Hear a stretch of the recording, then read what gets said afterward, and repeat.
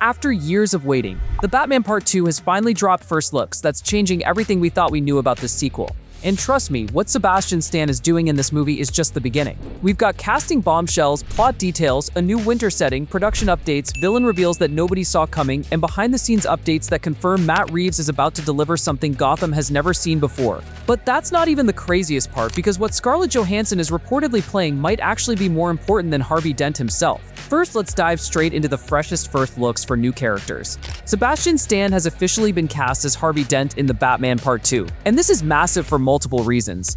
Stan is jumping ship from Marvel to DC, and on paper, this casting is absolutely perfect. He's conventionally attractive, he naturally gravitates toward roles where characters have dark or troubled sides, and he's only several years older than Robert Pattinson, which could sell the concept of Harvey Dent and Bruce Wayne being childhood friends if that's the route Reeves is taking. But here's where things get really interesting, and this is where the first major twist comes in. Matt Reeves has confirmed that Two-Face will not be the main villain of The Batman Part 2. Reeves specifically stated that the sequel's primary antagonist is a character who has never really been done in a movie before. So if Sebastian Stan is playing Harvey Dent, but he's not the main villain, what's actually happening here? This is clearly a setup for a future film, most likely The Batman Part 3, and here's the wild part. This might actually be repeating The Dark Knight's playbook. Christopher Nolan's masterpiece featured both the Joker as the main villain and Harvey Dent's transformation into Two-Face within the same film. With Barry Keoghan's Joker returning in The Batman Part 2 in a supporting role and Harvey Dent being introduced now, everything is being positioned for a potential third film that could pit Pattinson's Batman against both Keoghan's fully realized Joker and Stan's Two-Face. So yes, it's safe to assume that Batman Part 3 is officially confirmed as well, but it's probably going to take a while. Now let's talk about Scarlett Johansson, because this casting might be the most interesting piece of the puzzle, and the implications here are absolutely wild. Now, the internet immediately jumped to Poison Ivy. It's the obvious choice, right? She has the star power. But let's look closer at the clues. Matt Reeves' universe is grounded. A woman controlling plants with her mind might be a stretch too far for this specific version of Gotham right now. The tone Reeves established in the first film is gritty, noir, and tech-focused. Jumping straight to plant monsters feels disjointed. But she is confirmed by insiders to portray Gilda Gold, Harvey Dent's wife from the graphic novel The Long Halloween. In the novel, Gilda is revealed to be the original holiday killer, a serial murderer targeting Gotham's crime families on holidays.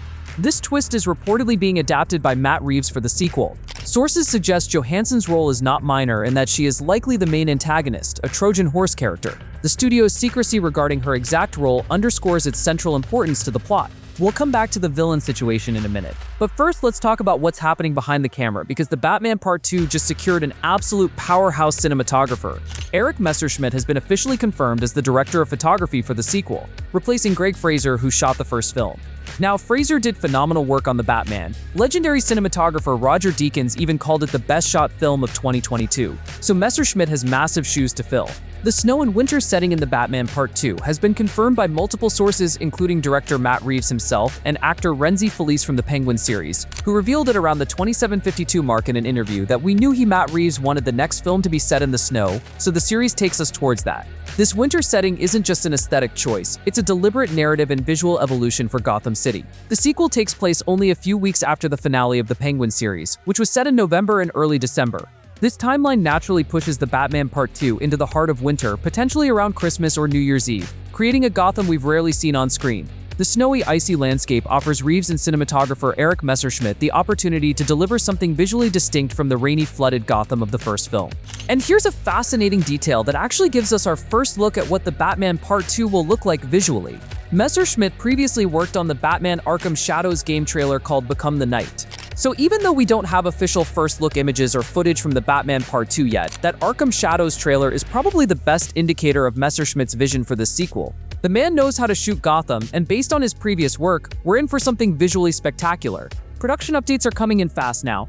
Filming is officially set to begin in April 2026, with the movie scheduled to hit theaters on October 4th, 2027. Robert Pattinson recently confirmed in an interview with GQ that he's basically jumping straight into Batman Part 2 filming after finishing his current projects, which include Christopher Nolan's The Odyssey and Denis Villeneuve's Dune Part 3. Pattinson has been on an absolutely relentless schedule, but he acknowledged that he needs to get back into peak physical condition to don the cowl again, mentioning that some people have criticized him for being too skinny to play Batman after slimming. But does it even matter if he has a bulky suit? Let me know your thoughts. The timeline of The Batman Part 2 is also crucial to understand. The sequel takes place only a few weeks after the ending of the Penguin series finale. The Penguin series itself was set in November and early December, following the events of the first Batman movie. Like I talked about earlier, Matt Reeves has confirmed that the sequel will feature a winter setting, which means we could potentially see Christmas or New Year's Eve in Gotham.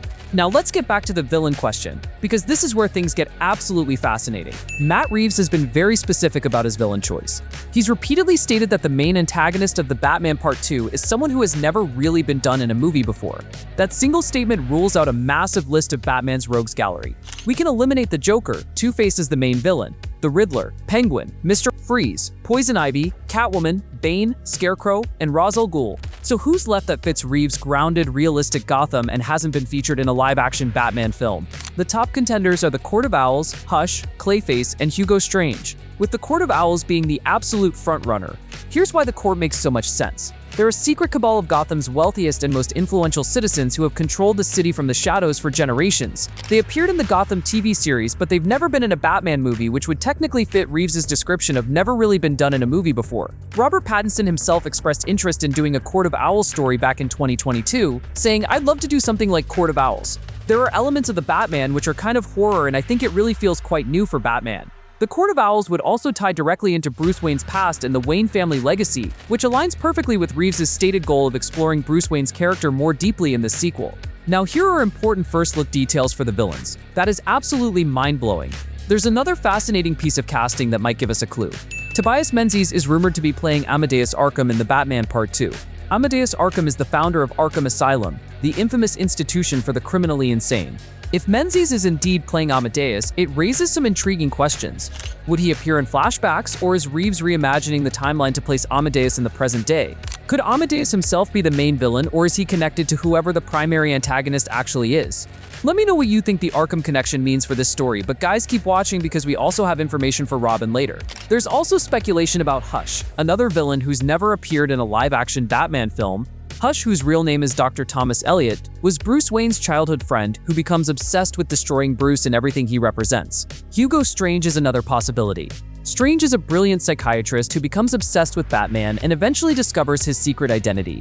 As for whether Clayface makes sense in a snowy winter setting, that's where things get complicated. There were persistent rumors throughout 2025 that Clayface would be the main villain in the Batman Part 2, with some scoopers claiming Matt Reeves wanted to use a realistic version of the shape-shifting character. However, James Gunn has explicitly debunked these rumors, stating on social media that the script for the Batman Part 2 is the same exact script it has been from the beginning and that Clayface was never removed from the project. So some characters will appear on the side. But based on all the evidence, casting rumors, and Matt Reeves' repeated statements that the main villain has never really been done in a movie before, the Court of Owls is almost certainly the primary antagonist of the Batman Part 2. Let me know in the comments what you think about this decision and if you wanted anyone else instead. Guys, it looks like Robin will not be appearing in the Batman Part 2, with DC Studios co-CEO James Gunn explicitly shutting down the rumors in August 2025.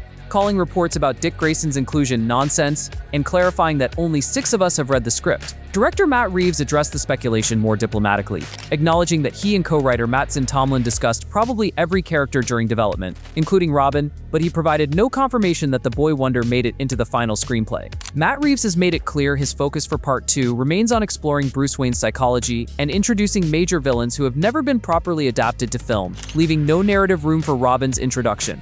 I'm Brian from Cinema Surge, and I'll be bringing you every update, leak, and reveal as we get closer to the Batman Part 2. Make sure to smash that like button and subscribe so you don't miss a single piece of breaking news about this movie. What villain do you think Reeves is hiding? Drop your theories in the comments below.